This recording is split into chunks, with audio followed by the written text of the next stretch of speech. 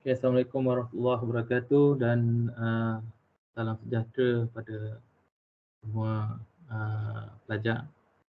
Jadi hari ini saya buat video untuk sambungan kelas kita dalam chapter 1. Jadi yang lepas kita dah cover chapter 1.1, sekarang ni kita akan pergi kepada chapter 1.2. Jadi sebelum ni kita dah memahami sedikit pengenalan berkaitan dengan flowing soil. Jadi kita dapat capillarity, kemudian kita faham sedikit berkenaan dengan shrinkage soil, dengan swelling soil, 1D and 2D flow channel, dan kemudian kita belajar how to sketch the flow net. Jadi apa perkara-perkara yang kita perlu fulfill untuk mendapatkan flow net sketching yang baik. Kemudian kita juga telah cover bagaimana nak menentukan berapa banyak flow channel dan juga berapa banyak equivaltation line yang berada dalam kita punya flow net sketching. Jadi hari ini kita akan sambung dari segi analisis penuh untuk flow net yang telah kita belajar dari sebelum ni. Jadi okey, kita pergi terus.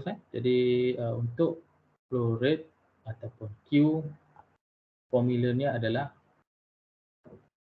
K adalah permeability.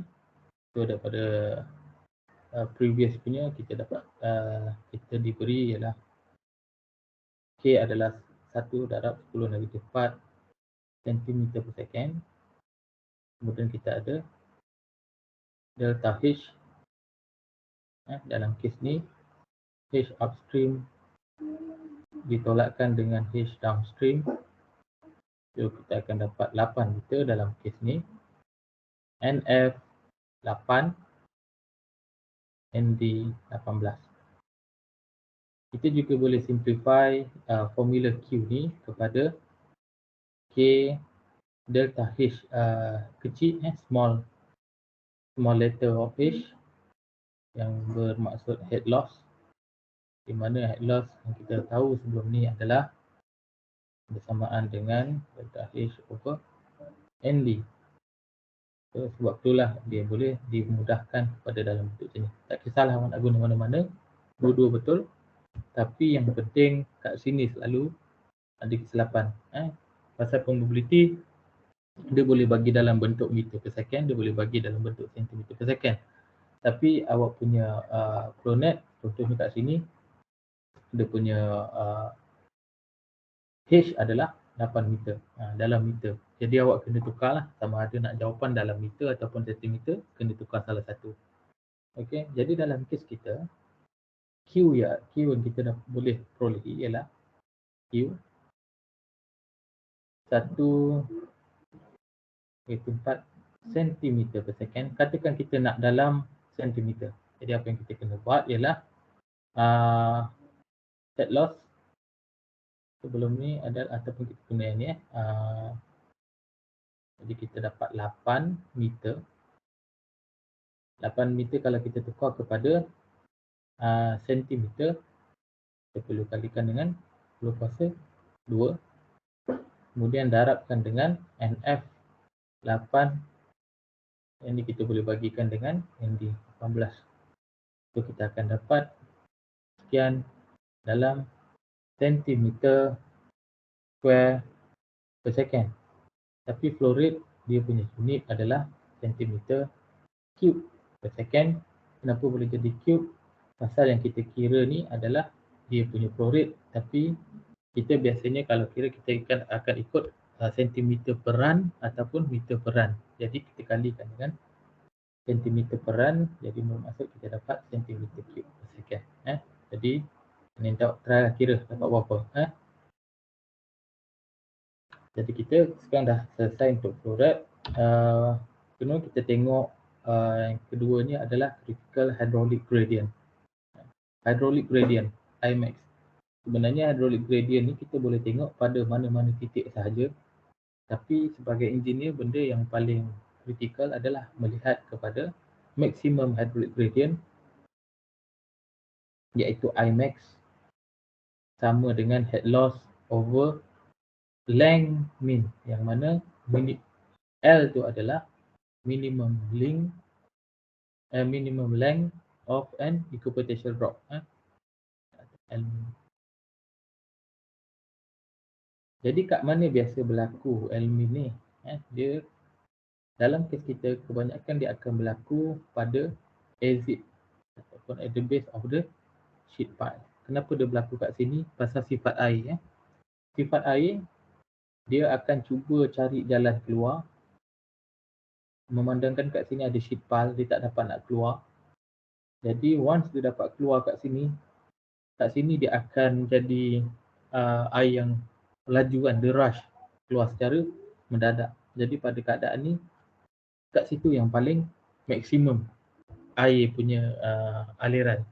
Jadi biasanya tempat first point yang air tu boleh lalu, kat situlah akan berlaku maximum hydraulic gradient.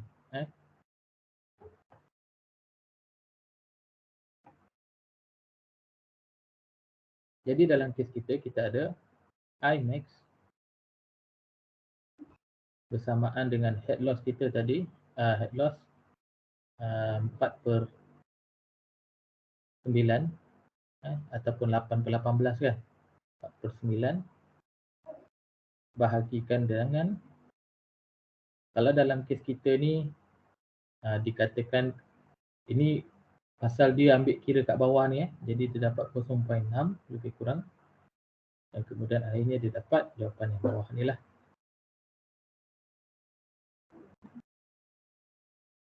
.74. Jadi macam mana kita nak tahu 0.6 tu? Dia adalah average distance between the equipotential lines. Kalaulah kata saya nak tahu, okay, equipotential line kita tahu ni equipotential line, ini equipotential line. Okay. Katakan saya nak tahu average hydraulic gradient dekat titik ni. Jadi apa yang kita kena buat ialah jarak antara dua equipotential line ni adalah dia punya L. L untuk titik hydraulic gradient yang kita nak tahu kat sini. Tak kisah kita nak tahu kat mana-mana sekalipun, yang penting kita dapat tahu jarak antara dua equipotential line ni. So kita dapat estimate dia punya hydraulic gradient pada titik berkenaan. Okay. Macam ni dia guna scale dia guna scale, lepas tu dia ambil dua equipotential line ni kat sini. Lepas tu dia kira kat sinilah yang dia dapat tadi 0.6 meter. Okay. Okay, sekarang kita tengok pula bagaimana kita nak calculate the pore water pressure. Ini yang paling penting sekali untuk kita pastikan kestabilan struktur yang kita buat. Jadi sebenarnya pore water pressure kita boleh kita boleh tentukan pada mana-mana titik saja dalam sheet pile ni. Kat mana-mana je. Tapi yang penting sebagai engineer ni, kita nak tahu yang pore water yang terkena pada struktur berkenaan lah. Jadi dalam kes kita guna sheet pile. Jadi kita nak tahu apa pressure yang dikenakan, pore water pressure yang dikenakan pada kita punya sheet pile ni. Dan adakah dia boleh bertahan dengan pressure yang diterima. Okay. Jadi itu adalah misi kita dalam yang menentukan pore water pressure lah pada sheet pile. Okay, kalau kat sini kita tengok, dia bagi satu contoh, katakan DA. Ni A.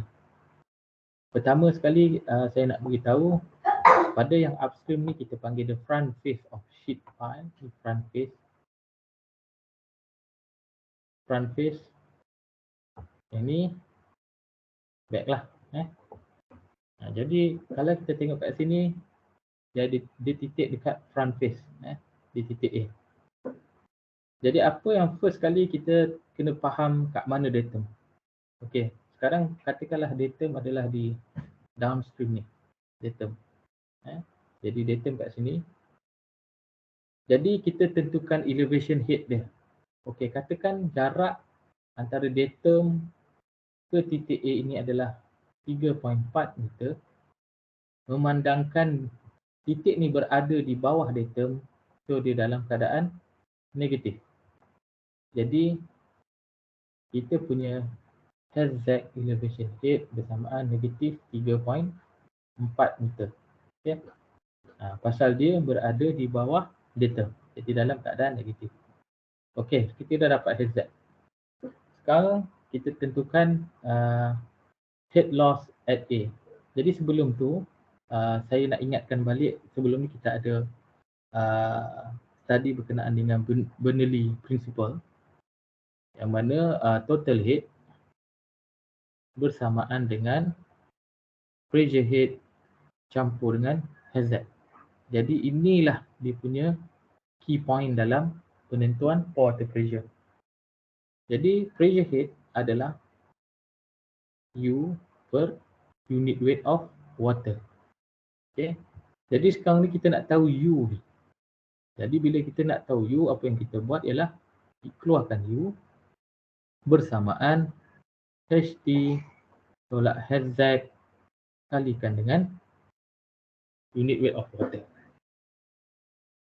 Untuk tahu total head, dia adalah bersamaan dengan the head.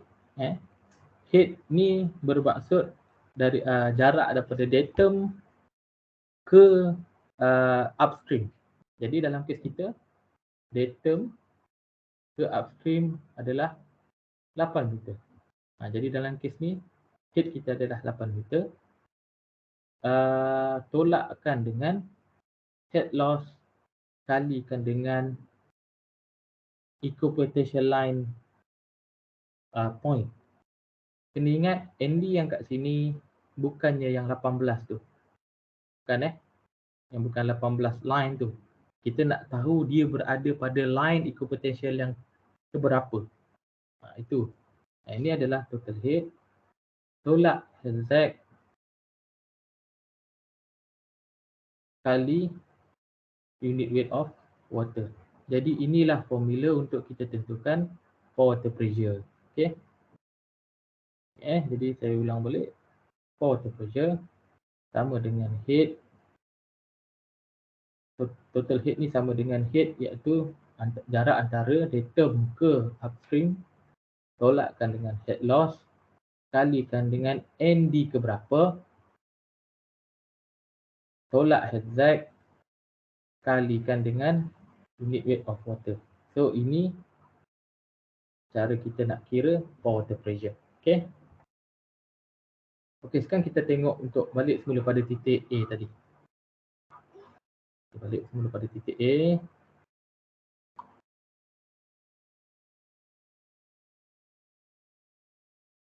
U A bersamaan head. Jadi kita dapat head adalah 8 tolak head loss. Head loss ialah 4/9 ataupun 0.44 darab ND. ND ni awak kena tengok betul-betul betul-betul. Sekarang ni ini ND line yang pertama. Ni ND yang kedua. Titik A ni dia berada di antara ND pertama dan ND kedua.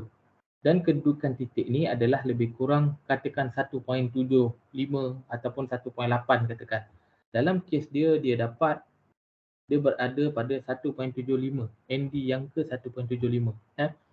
Jadi awak kena tengoklah kalau satu senggat ni. Jadi titik A ni berada lebih kurang 1.8 atau 1.75. Of course dia punya jawapan akan berbeza sikit, tapi dia punya range takkan jauh. Jadi katakanlah 1.75 berada pada ND yang ke 1.75. Lepas tu tolak 3.4, tolak Hz kan. Lepas tu kita darabkan dengan 9.81. Jadi kita akan dapat dalam kes ni kita akan dapat 10.62 kali 9.8. So 104 kilopascal. Nanti awak boleh check betul ke tak ni. Kalau kata tak betul nanti kita bincang. Ataupun Elias kilonewton meter square. Okey. Ini cara kita nak mengira water pressure. Jadi kita boleh buat katakanlah saya nak tahu sekarang ialah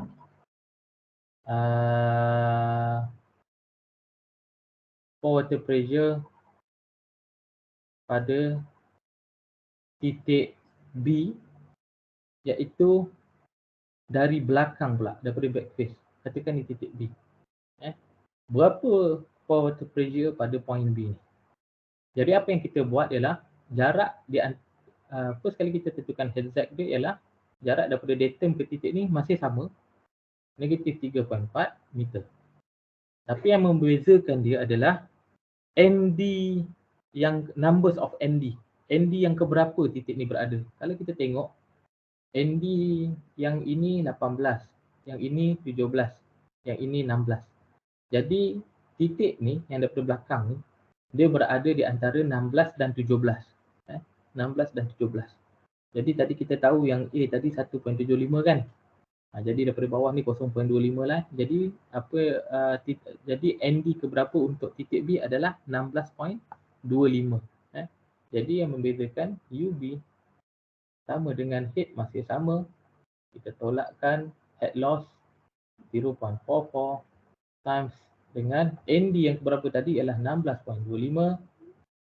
Kita tambah ataupun tambah 3.4 disebabkan tolak di 3.4, kemudian kita darabkan dengan 9.81 dan kemudian kita akan dapat jawapan pore pressure pada titik B. Jadi begitulah seterusnya kita nak tahu dekat sini. Contoh kalau kat sini bermaksud betul-betul kat atas line ni, maksudnya di atas line 15. Jadi ND dia akan jadi 15. Macam tu. Kalau dekat sini tak kisahlah kat mana kita nak tahu dia punya pressure. Kalau kat sini ND yang pertama, ND kosong. Ni ND kosong pasal dia searas dengan datum dan seterusnya. Okey. Itu macam mana cara kita nak tentukan pore water pressure. Ini ada satu contoh daripada buku DAS untuk memahami sedikit berkenaan dengan total head, HT. Jadi total head tu ialah kalau kita letak piezometer dekat point tu, dia akan naik pada satu kadar kenaikan air tu. Itulah yang kita panggil total head tadi. Jadi sebagai contoh, a flow net for flow around a single row of sheet piles in a permeable soil layer shown dalam figure ni. Jadi Kx equal to Kz dalam Laplace equation kita assume di isotropic. So Kx equal to Kz sama dengan 5 kali 10 negatif 3 cm per second. Jadi dia tanya how high above the ground surface the water will rise if piezometer placed at points A and B. Jadi dekat point A dan B. Kalau kita tengok pada gambar sebelum ni, saya letak kat sini, pada equipotential line yang sama, walaupun kita letak, kita tengok macam lagi dalam, tapi sebenarnya dia punya head dia akan naik pada aras yang sama pada equipotential line kerana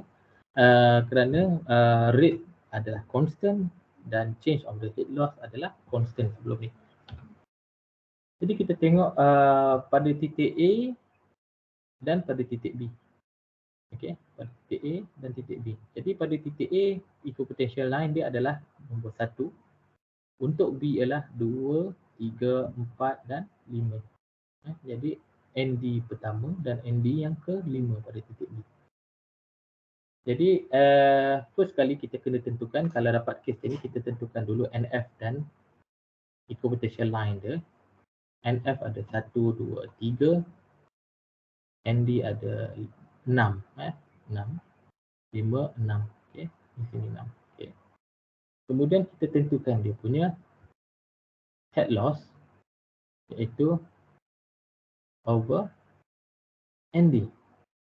Jadi dalam kes ni, ini adalah hasil tolak upstream dan downstream 5.6 tolak 2.2 bahagikan dengan 6 dan akhir kali kita dapat head loss adalah 0.567 meter. Ini head loss. Ini yang kita akan guna. Jadi untuk tadi kan kita balik semula pada formula yang asal, HP ataupun U sama dengan HT tolak HZ kali dengan ni. Saya bagi tahu ini adalah total head adalah H tolak ni dan ini. Jadi inilah yang menentukan how much the piezometer rise. Jadi berapa meter. Jadi apa yang kita buat ialah dia punya head ialah ingat head adalah daripada jarak datum. Assume ni adalah datum ke arah aras dia di antara upstream dan arah datum adalah 5.6. So 5.6 tolak dengan head loss adalah 0.567. Ini pada titik A, pada titik A. Point A. Darab 1 ND yang pertama. Jadi 5.6 tolak 0.567 kita dapat 5.03 meter. Ini dia punya total head pada titik A ataupun berapa banyak air yang naik pada piezometer tersebut. Jadi dekat point B sama juga head adalah 5.6 tolak head loss 0.567, tapi kita kalikan dengan ND yang keberapa tadi titik B adalah ND yang kelima. So kita akan dapat 2.77 meter. Kan berbeza tu kan. Samalah kalau saya nak tahu titik ni katakan. Jadi dekat point ni kita dapat tahu kat sini ND-nya adalah 2. Jadi yang berubahnya adalah di sini. Kalau saya nak tahu kat titik ni, so ND dia adalah 4 dan seterusnya. Jadi kat mana titik pun kita akan dapat tentukan dia punya head.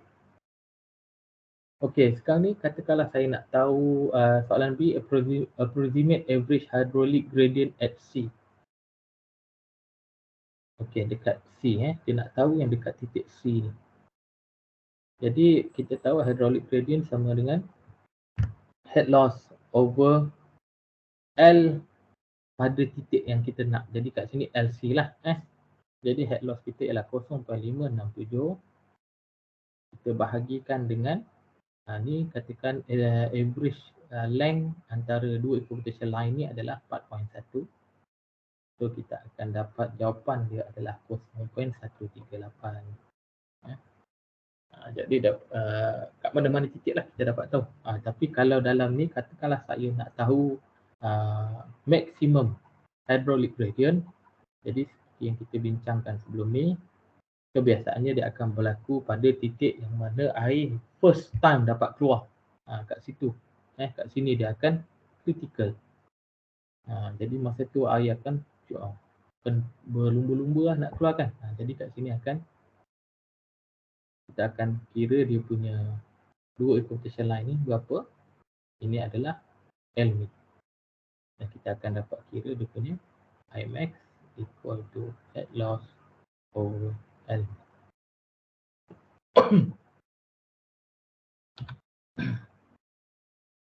Okey, sekarang kita nak tengok macam mana taburan for water pressure yang dikenakan pada sheet pile kita kat dalam tanah ni. Jadi apa yang kita buat ialah kita buatlah beberapa point yang untuk kita tengok taburan dia. Kalau dalam kes ni dia buat 3, 4, 5, 6, 7 point. 7 point. Jadi kita buat dalam bentuk jadual ni adalah lebih mudah lah. Jadi first kali kita dapat tahu HZ. HZ ialah jarak point yang kita nak tahu tu daripada datum. Jadi pada point pertama kosong pasal dia searas dengan datum. Kemudian kita dapat tahulah ni berapa jarak dia, yang ni berapa jarak dia dan seterusnya. Okey. Itu adalah HZ, elevation head. ND ni ialah ND yang keberapa tadi? Contoh ini ND yang kosong. ND yang pertama dekat titik pertama ni ND dia kosong. Yang ni kebetulan ND dia dekat 1. Ni ND dia dekat 2. Ni ND dia dekat 3. ND dekat 4. Yang ni dah bukan Ni ND dekat 5.5. Yang ni ND dekat 5, 6, 7, 8. 8 ke berapa? Jadi maksudnya ini adalah ND yang ke berapa? Kemudian Ini adalah hasil darab, ini 2. Kemudian kita kira dia punya ni. Jadi yang ni adalah, ni ingat ini adalah upstream, jarak tinggi upstream daripada datum. Jadi dalam kes ni 8. 8. Lepas tu tolakkan dengan yang kolom ni tadi. Lepas tu tolakkan dengan Z ni. Jadi kita dapat pressure head. Kita tahu pressure head adalah sama dengan U over unit weight of water. Jadi kalau untuk tahu U pressure head kalikan dengan, ni salah ni, pressure head patutnya HP kalikan dengan rho W. Jadi kita akan dapat estimate U. Jadi ni adalah contoh taburan pore water pressure pada front face of the sheet pile wall. Jadi kalau kita tengok tadi HZ yang pertama, ni sebenarnya kita kena pakai scale lah. Nanti kalau dalam kes awak, kalau kita buat assignment nanti awak kena buat pakai kertas graph. So dapat tahulah setiap singkat yang awak buat tu berapa. Katakan 1 cm sama dengan 1 meter. So berapa. Itu kena ikut dia punya scale. So, kita dapat tahulah dia punya elevation head. Di elevation head based on jarak daripada datum ke titik tersebut. ND, macam saya cakap tadi kosong. Lepas tu ni ND yang pertama. Lepas tu ND yang kedua, ketiga, kemudian 5.5, kemudian 5.5, 6, 7, 8. Ini 8. 8. Kemudian ND darab head loss. ND ni kalikan dengan head loss. So head loss kita tadi 4/9. Kemudian dapatkan pressure head. Ni kita buat. Lalu kita kira dia punya water pressure. Dan kita dapat sekian. Bila kita dapat sekian, kita boleh sketch taburan pore pressure pada sheet pile. Ini pada front face. Jadi front face kalau kita tengok semakin dalam, semakin meningkat. Jadi lukislah. Ni sebab tu dia jadi macam ni. Pasal semakin dalam semakin tinggi dia punya pressure pada sheet pile.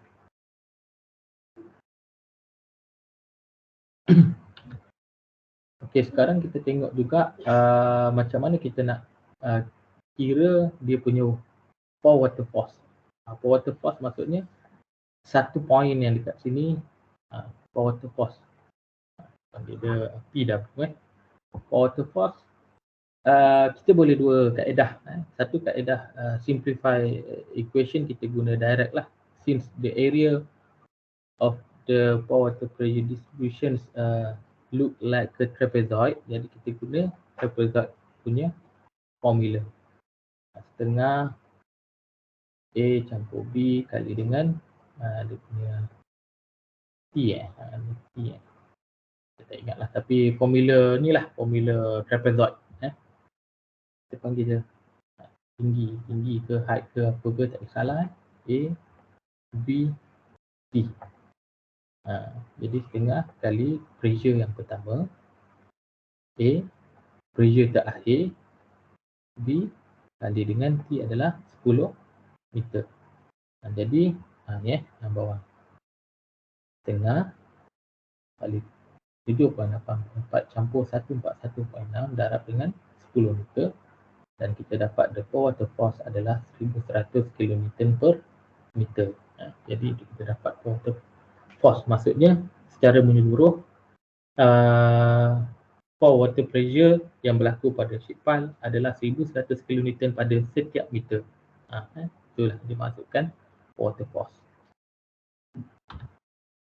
Katakanlah kita tengok dekat sini, kalau kata kat sini dalam kes ni saya nak tahu taburan pada back face of wall pada titik yang sama, tapi katakan dia belah belakang. Jadi HZ kita akan berubah. HZ masih sama. HZ tak berubah. Pasal jarak dia tetap sama kan. Ni datum. Ni kosong, ni negatif 2 dan sebagainya. Tapi yang membeza dia ialah ND. Ini akan berubah. Pasal yang ni adalah 18. Yang ni adalah 17. Yang ni adalah 16. Yang ni adalah 15, 14, 12.5 Yang ni 12.5 dan seterusnya. Jadi ND akan berubah. Jadi bila ND berubah, yang belakang-belakang ni pun akan berubah. Jadi awak akan dapat taburan for water pressure pada belakang wall ni. Jadi okey. Akan dapat macam ni lah. Sama juga gunakan kaedah trapezoid untuk yang mudahnya. Kita akan A, B, C masih sama 10 dan kita dapat dia punya water force. Kita tengok satu contoh kalaulah datum bukan di downstream ni tapi datum pada impervious layer. Dekat bawah. Jadi macam mana kita nak kira titik-titik yang diberikan ni. Contoh pada titik B. Saya minta cari UB. Jadi first bila dapat soalan macam ni, bila dapat masalah yang macam ni, kita kena faham dulu NF dia ada berapa, N dia ada berapa. Macam mana pun first things kena compute how much NF dan how much ND yang kita ada. Jadi NF ialah kita ada 1, 2, 3, 4. NF, ND kita ada 1, 2, 3, 4, 5, 6, 7, 8, 9, 10. Jadi kita ada 10 ND. Kita kira head loss. Dia apa-apa pun 3 benda ni kita kena tentukan.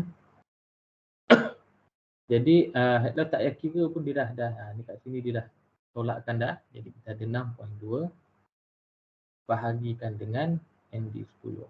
So kita dapat head loss adalah 0.62. Ini constant. Jangan salah, once kita silap dekat head loss, maka semua akan silap lah. Okay. Jadi bila kita dah tahu ni, kita cuba katakan. Okay. Kemudian kita juga boleh calculate tu punya Q lah. Katakan kalau kita ada kat sini tanah ni, dan di soal katakan 1 kali 10 negatif 3 cm per second. Jadi bolehlah kira dia punya Q. K kalikan dengan head loss kalikan dengan NF. Okay. So dapat Q berapa. Lepas tu katakan saya nak tahu taburan pore pressure pada face, front face. Jadi B, C, D, E dan F. Katakan F dia mana ni? F dia yang ni. Yang ni katakan ya. Jadi katakan kita ambil satu contoh pada titik B, H ataupun head seperti yang saya nyatakan tadi. Head tu adalah jarak antara datum ke upstream. So sekarang datum kita kat belah bawah sekali. Jadi untuk sampai pada upstream punya height level dia adalah 21.5.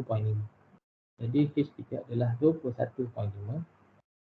Tolakkan dengan head loss darab dengan ND yang keberapa. Jadi kalau B ni ND yang keberapa? ND yang kosong. Lepas tu tolakkan dengan HZ. Jadi HZ dia daripada datum. Ini pun kena tengok. Sekarang ni datum kat belah bawah. Tadi point kita berada di bawah datum. Jadi bermaksud negatif. Sekarang titik B ni dia berada di atas datum. Jadi dia akan jadi positif. Jadi jarak daripada datum ke titik B adalah 13.2 meter. Jadi apa yang kita buat ialah tolak 13.2. Dan pasal dia positif jadi tolak dia kekal lah kan. Itu kita darabkan dengan unit weight of water. Jadi kita akan dapat water pressure yang pertama pada titik B dalam kilopascal. Okay. Ni nanti awak try kira Nanti kita discuss in next class kalau ada masalah. Okey, katakan pada titik E. Katakan saya nak tahu titik E. Jadi UE bersamaan Head masih sama 21.5, tolak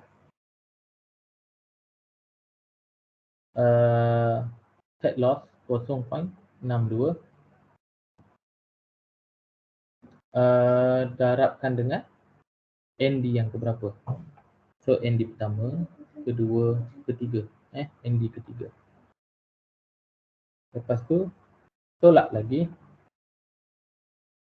HZ E berada daripada datum ialah positif 6.2. Jadi tolak 6.2 kalikan dengan 9.81.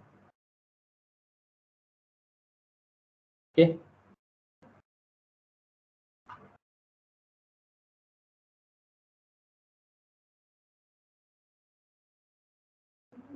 So kita akan dapat water pressure pada titik UE.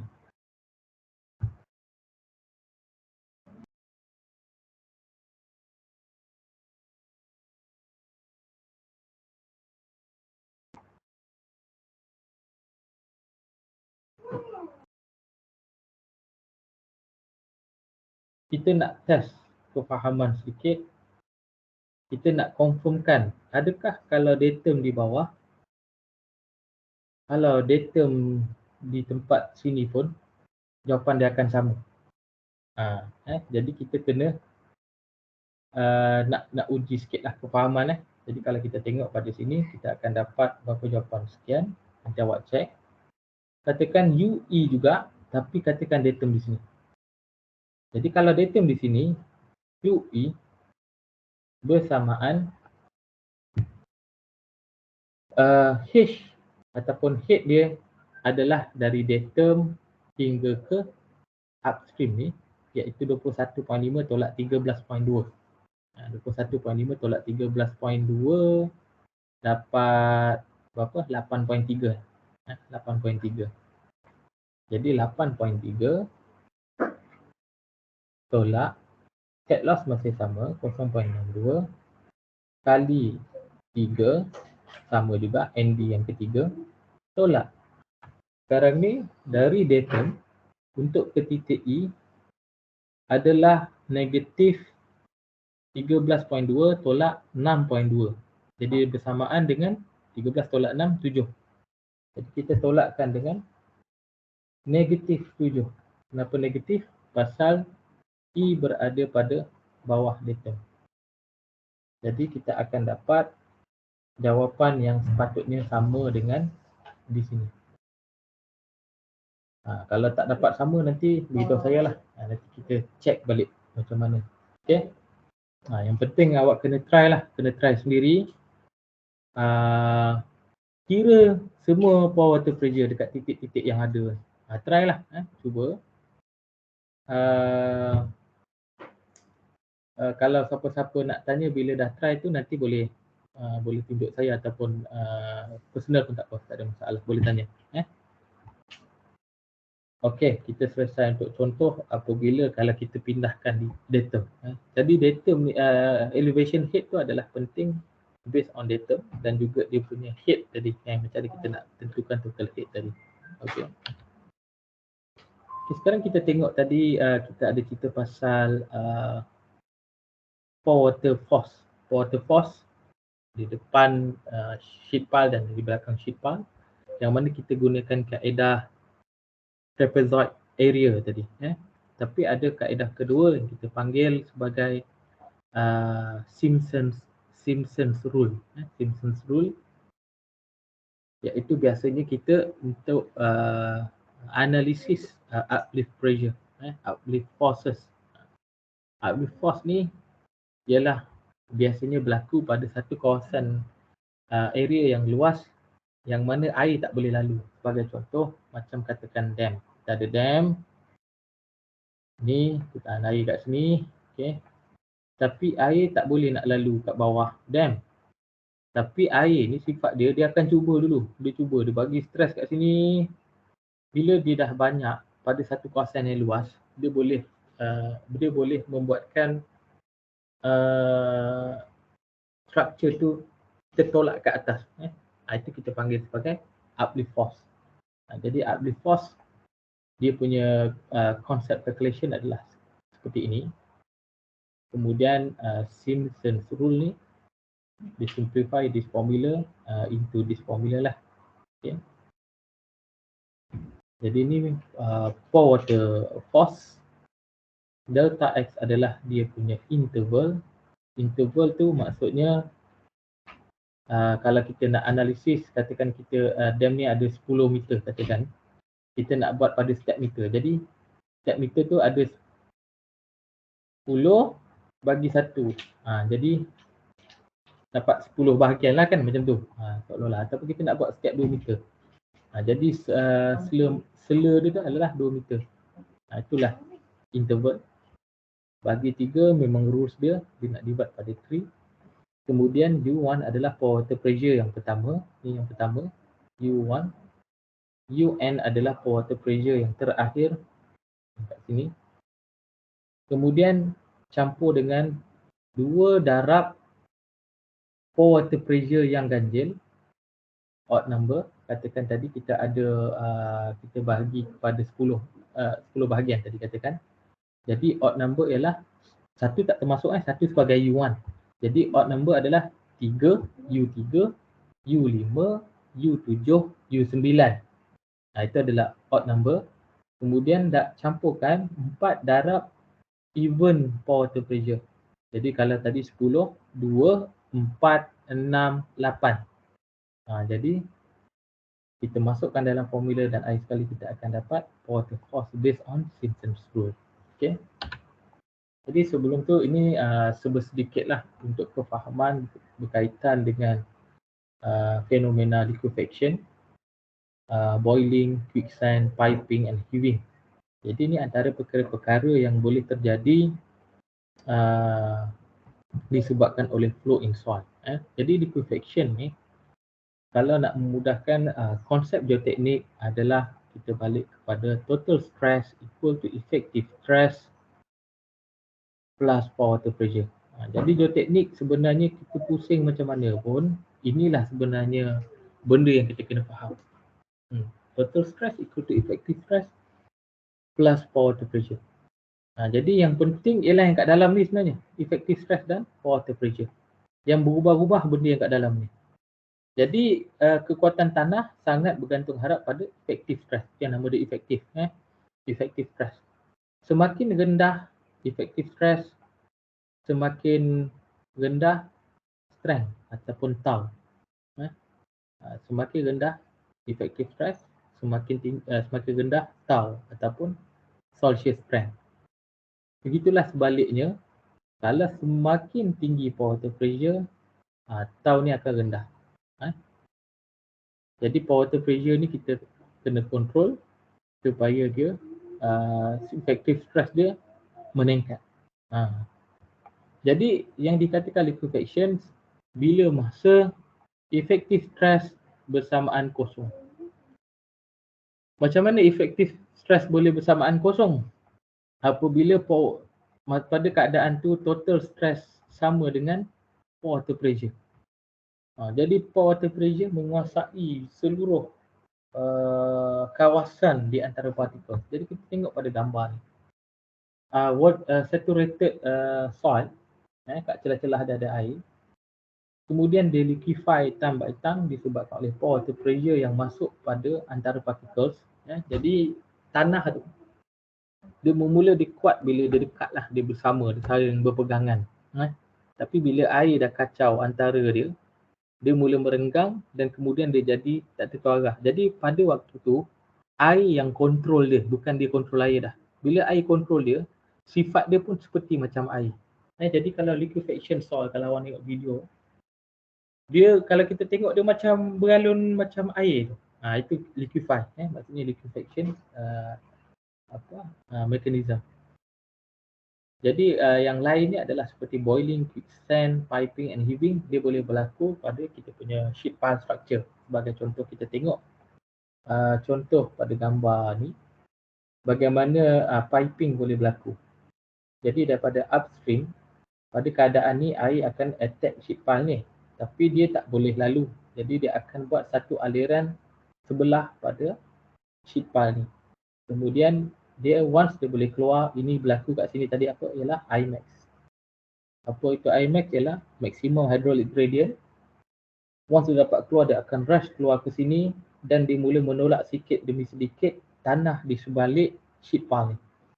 Jadi pada satu masa dia punya pergerakan akan lebih agresif hinggalah erosion boleh berlaku pada bahagian belakang sheet pile dan akhirnya terbentuklah satu flow channel. Dia jadi flow channel dekat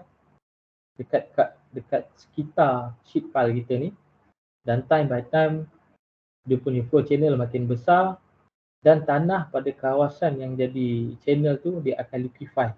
Pada keadaan tu tadi, effective stress sama dengan kosong dan total stress sama dengan pore water pressure, maka berlakulah liquefaction. Bila liquefy, once it's liquefied, the sheet pile structure akan collapse.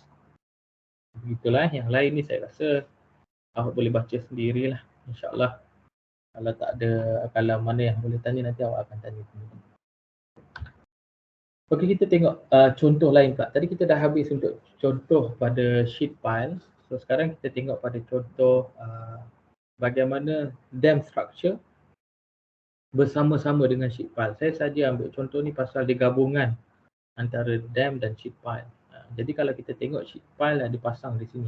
Jadi kenapa ada sheet pile kat sini? Jadi antara sebab lain dia ialah dia nak mengurangkan dia punya hydraulic gradient tu satu. Jadi semakin jauh perjalanan dia, air mula flow.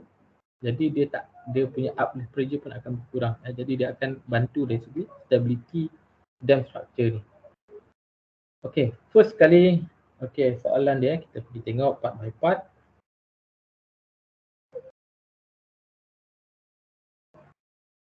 First, draw the flow net under the dam. Jadi bila kita cakap draw a flow net under the dam, kita fulfill all the 7 criteria. Hopefully you still remember all the criteria. Entrance and exit, dia kena ada right angles, kena boleh curvilinear circles dalam kita punya ni, kemudian tak boleh intercept between line and equipotential line dan seterusnya lah. Lepas tu dia punya flow rate adalah constant, head loss adalah constant. Kemudian calculate the flow rate, Q sama dengan dia punya permeability darab dengan head loss kali dengan NF. Kemudian yang C, calculate and draw. Bila sebut and draw bermaksud awak kena lukislah pore water pressure yang berlaku. Sama ada kalau diminta nak lukis di atas kertas graf ataupun dilukis pada lukisan terpulang lah, ikutlah dia punya keperluan. The pore pressure, jadi pore water pressure adalah U. Distribution, jadi dia nak bentuk dalam at the base of dam, dekat base of dam ni, sepanjang ni. Dia nak tengok pore water pressure. Jadi maksudnya dia nak tengok macam mana pore pressure berlaku lah kat bawah dam ni. Kena kira dan lukis. Okay. Kemudian determine the uplift force. Uplift force PW, kita guna Simpson's rules. Kemudian yang seterusnya determine and draw, sama juga the pore pressure distribution on the upstream and downstream phases. Upstream and downstream phases ni maksudnya upstream phases adalah front face lah. Front face. Kalau downstream ialah belah sini, maksudnya back face yang belah sini. Of the sheet pile wall. Determine the resultant lateral force on the sheet pile wall due to the pore water. Jadi dia nak resultant lateral force on the sheet pile. Dia nak PW. Kemudian determine the maximum hydraulic gradient, Imax. Kemudian dia tanya adakah piping boleh berlaku. Nanti kita tengok macam mana piping boleh berlaku atau tidak apabila E dia ataupun port ratio equal to 0.8. Dan soalan terakhir ialah what is the effects of reducing the depth of the penetration of the sheet pile wall. Jadi kalau kita 7 meter kita jadikan dia 5 meter, what happen? So apa yang akan berubah? Apa yang akan jadi critical? Okay, jadi kita akan tengok part by part. Jadi saya harap kalau this example you can understand, insyaAllah you akan faham dia punya full teori dia. Dia punya apa soalan, apa masalah yang awak face pun awak boleh faham dia punya ni. Jadi kita tengok part by part. Jadi first kali tadi ialah draw. Kita suruh draw. Okey, katakan kita draw, kita dapat macam ni. Kita dapat lukis macam ni lah. Draw. Kemudian first macam biasa kita tentukan dia punya NF, kita tentukan ND, kita tentukan head loss. Ni benda pertama sekali paling asas. Jadi kalau kita tengok NF, kita ada 1, 2, 3, 4. NF ada 4. ND ada 14. 0, 1, 2 sampai 14. Head loss adalah delta H over dengan ND. Kita dapat 10 tolak downstream kosong. ND dia adalah 14. Jadi kita dapat 10/14 head loss. Okey. Jadi dia tadi ada soalan, dia lepas lukis dia suruh calculate the flow rate. Jadi flow adalah Q sama dengan ini formula ni ataupun formula yang lagi satu kali dengan head loss. Okey, 2 kali 10^4 adalah K. K dia dalam tadi kita tengok K dia dalam centimeter per second. Ni ingat centimeter per second. Kali dengan delta H iaitu 10 kali 10^2 pasal ini dalam meter, dia nak change to centimeter. Jadi sebab tu dia kali 10^2. Kemudian 4/14 adalah NF dan ND.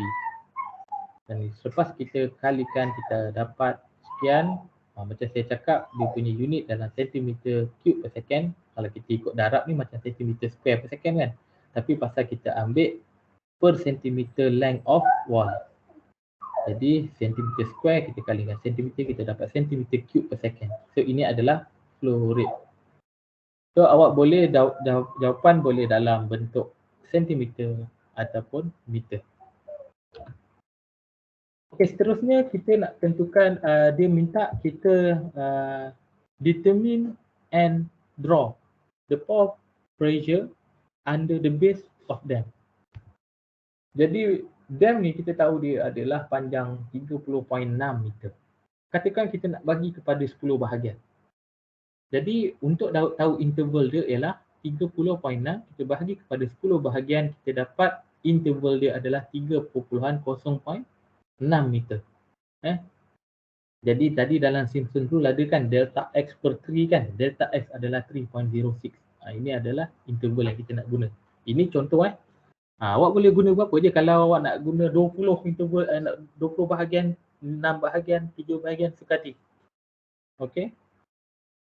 Kemudian determine the pore water pressure at each nodal point. Ini sebenarnya tadilah head loss. Head loss kita dapat 10/14 ataupun 0.714. Ini constant, kena ingat.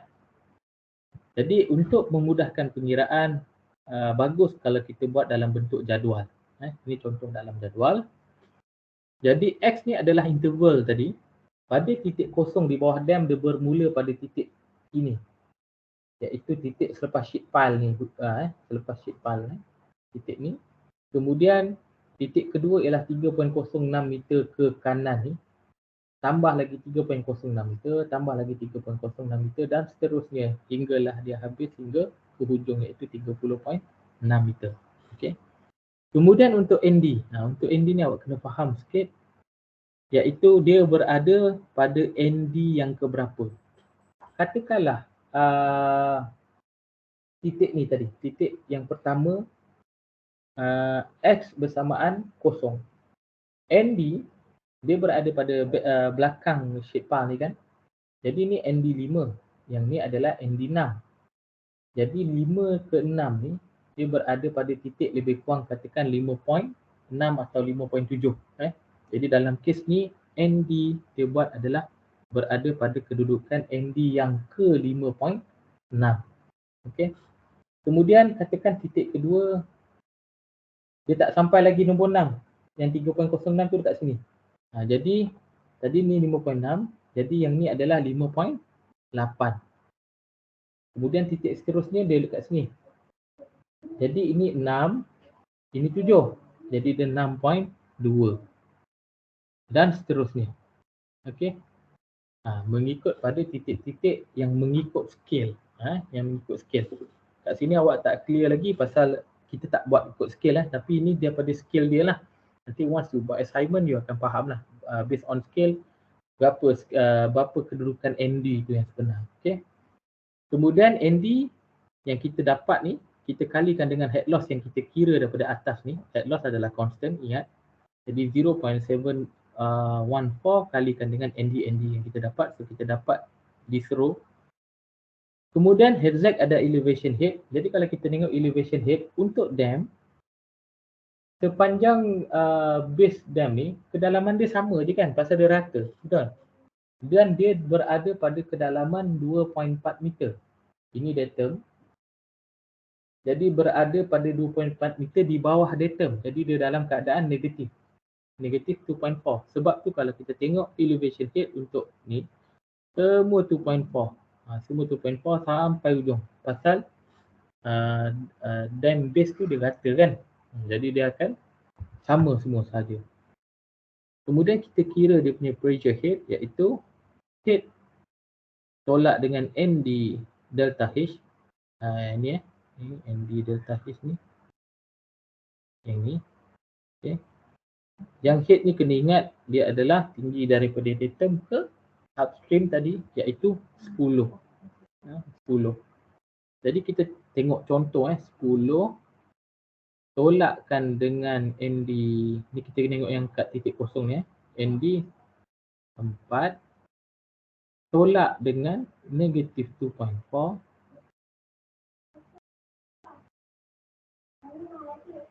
kali dengan unit weight of water, ataupun 9.81 lah. 9.81. So kita dapat berapa? 10 / 6. 6 campur 24, 8.4. 8.4 kali 9.81. So kita akan dapat 82. 80 kPa lebih kurang. So betul. Macam itulah seterusnya untuk pour water pressure yang lain-lain. Dan once kita dah dapat result ni, pour water pressure tadi dia cakap minta draw. So kita draw lah. Ni dia gunakan kertas graph. Dia buat interval by interval 3.06, kemudian 7.12 dan seterusnya. Dan stres yang berlaku 80 lebih, 81 dan seterusnya sampailah pada 30.06 meter ni. So dia dapatlah. Jadi dia punya stres tu di bawah dam macam ni lah. Semakin jauh jarak perjalanan air tu, stres yang dilalui semakin kurang. Okay. Seterusnya dia minta kita calculate the pour water pressure sebelum the uplift force di bawah dam tu. Jadi kita gunakan Simpson rule yang ni tadi, ni. Jadi delta X adalah 3.06, kita punya interval tadi. 30.6 kita bagi pada 10 bahagian, kita dapat 3.06. Bahagi 3 based on the formula. U1 adalah U yang pertama, pour water pressure yang pertama. UN adalah pour water pressure yang terakhir. Jadi U1 82.3 plus UN sama dengan 34.1 campur dengan 2 kali ni 2 kali pour water pressure yang ganjil, kemudian campur dengan 4 darab pour water pressure yang genap, even. Jadi yang ganjil kita tengok ialah ini 1, yang ni 78.1 betul, 69.7, 59.9, 49.4. Lepas tu dah habis. Okey, 2 kali dengan campur, kemudian campurkan dengan 4 darab yang even pula, yang genap. Jadi yang even 89, 73.2, 65.5, 55.7 dan 43.9. Dan air sekali kita dapat force, pore water force yang dikenakan pada bawah dam pada setiap meter. Kita dapat 1946.4. Okey, sekarang kita nak calculate pula pore pressure yang berlaku pada sheet pile tadi. Dia minta kita buat depan dan belakang, upstream dan downstream faces ataupun front face dengan back face. Jadi dalam kes ni kita punya sheet pile adalah 7 meter. Terpulang kita nak bahagi kepada berapa bahagian. Dalam kes ni dibagi 6 bahagian. Pasal mungkin masa dia melukis dia guna satu scale yang macam ni lah. Kalau mungkin kalau kita buat satu siap ikut 1 meter lagi mudah lah kot. Baik kita bagi 7 bahagian. Jadi setiap bahagian tu adalah 1 meter kan. Tapi terpulang scale masing-masing. Jadi dalam kes ni dia bagi kepada 6 bahagian untuk front face, iaitu interval dia adalah 1.17 meter. 1.17 meter. Kemudian okeylah dia pakai pasal dia ikut scaling lah kot. Okey, the greater interval greater accuracy. Only one interval is used for the back face. Dekat face dia pakai 7 ke 0 je terus, bukan pasal apa. Pasal kat sini tak ada equitation line yang terlibat. Jadi tak ada maksud pun kalau dia ambil banyak-banyak senggat kan, pasal kat sini tak ada equitation line. Jadi dia buat satu je. Okey, kita tengok terus dia punya kiraan. X untuk front of wall ataupun upstream faces. Jadi X ialah dia buat interval tadi 1.17. Jadi kosong ni yang depan, kemudian 1.17 kat mana? Katakan kat sini, lepas tu dekat sini, lepas tu dekat sini, dan seterusnya lah dia punya interval. Kemudian ND yang keberapa? Katakanlah yang pertama tadi, ni ND kosong, ni ND 1. Jadi ni berada pada ND yang keberapa? Kat sini dia letak 0.7. Mungkin awak dapat 0.6 je ke apa kat sini lah kan. Lepas tu titik kedua dia dapat dekat sini. Titik kedua ialah 1. 1.3 kat sini. Jadi kan katalah titik dekat sini. Jadi ND yang ke 1.3. Pada kedalaman pada jarak 2.33. Kemudian dan seterusnya lah. Yang ND karingan delta H, iaitu kita punya head loss tadi 0.714. Elevation head dia akan berbeza pasal dia kedalaman dia ke bawah kan. Jadi daripada datum dia akan berbeza lah. Yang first kali tadi kita tahu ini kedalaman dia ialah negatif 2.4 kan. Kedalaman dam tadi, sebab tu yang pertama tu negatif 2.4 kali campur dengan 1.17 kita dapat negatif 3.57. Lepas tu campur-campur dan seterusnya lah sampailah kita akan dapat akhir sekali Hz yang 357 campur lagi 1.17 kita akan dapat sekian. Ikut kedalaman. Okay, itu elevation head. Dan kita kira pressure head sama macam sebelum ni. Yang ni tadi adalah 10 pasal dia tak ada downstream punya height. Lepas tu ending yang ni adalah daripada yang ni. Tolakkan dengan Hz kita dapat daripada baris yang ni lah. Dan finally kita akan dapat dia punya pore water pressure di bahagian depan. Yang back dia ada 2 saja, 7 terus 0 pasal dia satu je interval tadi pada ND 5 dan 5.6 dan kita dapat 2 pore water pressure pada back of wall. Jadi kat sini dia gunakan kaedah Simpson rule. Kalau yang belakang ni kalau tak salah saya dah hanya guna kaedah trapezoid. Jadi ini beza dia. Beza antara depan dan belakang. Jadi ini adalah lukisan yang dibuat. Jadi katakan sinilah sheet pile dia. Jadi ini daripada kosong pada kedalaman 1.17 pada kedalaman 2.33 meter dan seterusnya. Yang sini pun dengan dekat sini lah. Okay. Okay, seterusnya ialah kira maximum hydraulic gradient yang seperti kita maklum. Maximum hydraulic gradient akan berlaku di bawah sheet part ni biasanya once the water boleh dapat keluar ni kan. Jadi Lmin katakan pada jarak ni adalah 2 meter. Jadi head loss kita ialah 0.714. Kita punya Lmin 2 kita dapat 0.36. Dan dia tanya adakah piping ada potensi berlaku. Jadi untuk kita tahu piping berlaku atau tidak, kita kena tahu critical hydraulic gradient. Critical hydraulic gradient perlulah lebih kecil daripada Imax, ataupun sebaliknya lah, ataupun Imax perlu lebih kecil daripada critical kena lebih besar daripada Imax, ataupun Imax lebih kecil daripada critical. Barulah piping tidak berlaku. Tapi kalau sebaliknya piping akan berlaku. Jadi macam mana kita nak tentukan critical hydraulic gradient? Sama dengan specific gravity of soil tolak 1/1 plus Watt ratio. Given tadi GS adalah 2.7, Watt ratio adalah 0.8, kita dapat the critical hydraulic gradient 0.89. Kita kira Imax tadi 0.36, that mean Imax lebih kecil daripada ICR, piping will not occur lah, tidak akan berlaku. Jadi kalau kita nak kira Fs dia sama dengan ICR over Imax, kita akan dapat 2.5.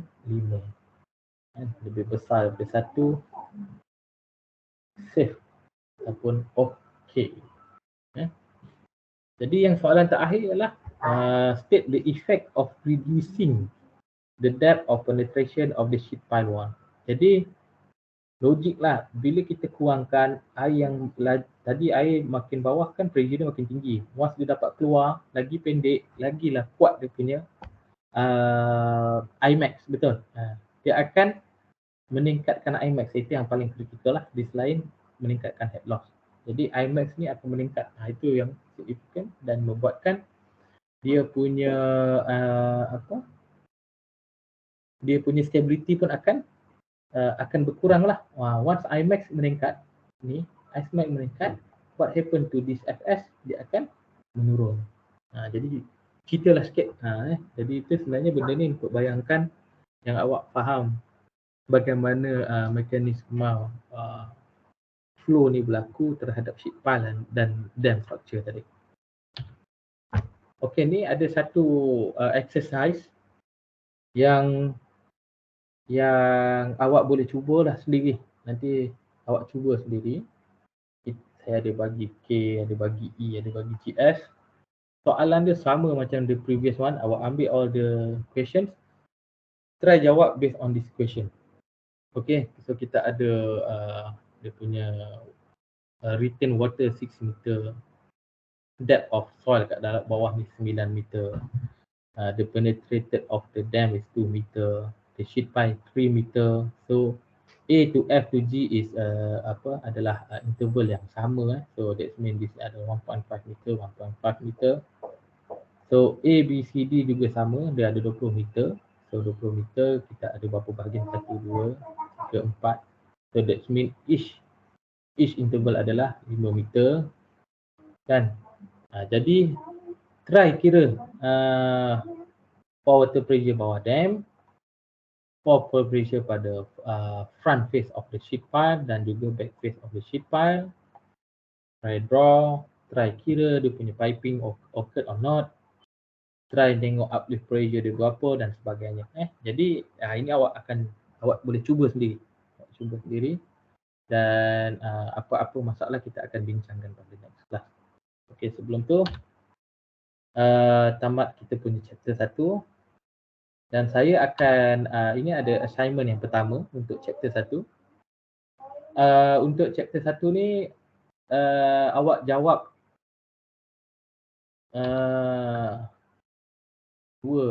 dua soalan sahaja, tapi dia ada additional requirements yang saya ikut. Jadi assignment ni saya akan letakkan juga di dalam author nanti. So masa yang diberi adalah seminggu dari kelas yang sekarang lah. So basically akan hantar pada next week punya kelas.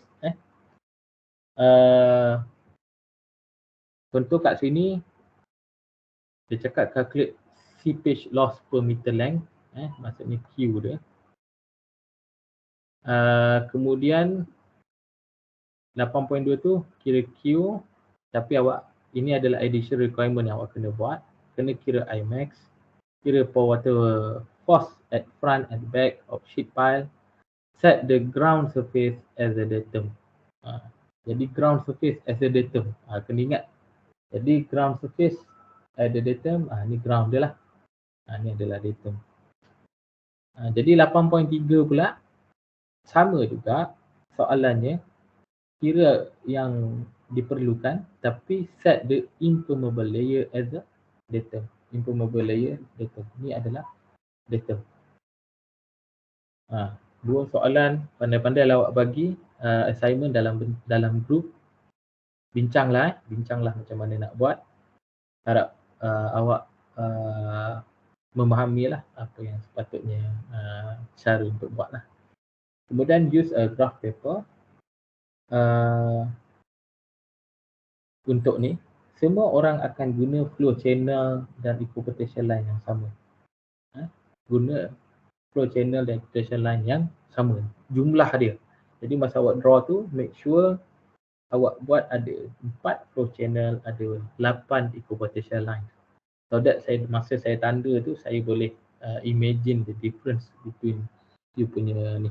Jadi tak adalah seorang buat 10, seorang buat 12. Jadi semua sama tapi dia punya jawapan dia akan lebih kurang.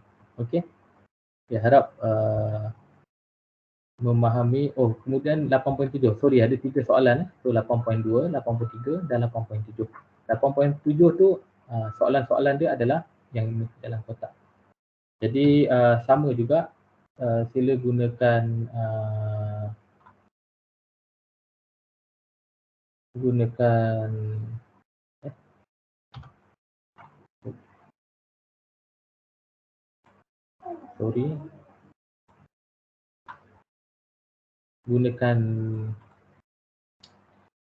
graph paper, kemudian flow channel 4, equipotation line 12, GS 2.7, E 0.8, masih sama. Jadi sama macam soalan yang latihan tadi. So harap 3 soalan ni akan awak mampu buat bersama-sama dengan exercise tadi. Okay, kita jumpa pada next class. Okay, thank you semua. Assalamualaikum warahmatullahi wabarakatuh dan salam sejahtera.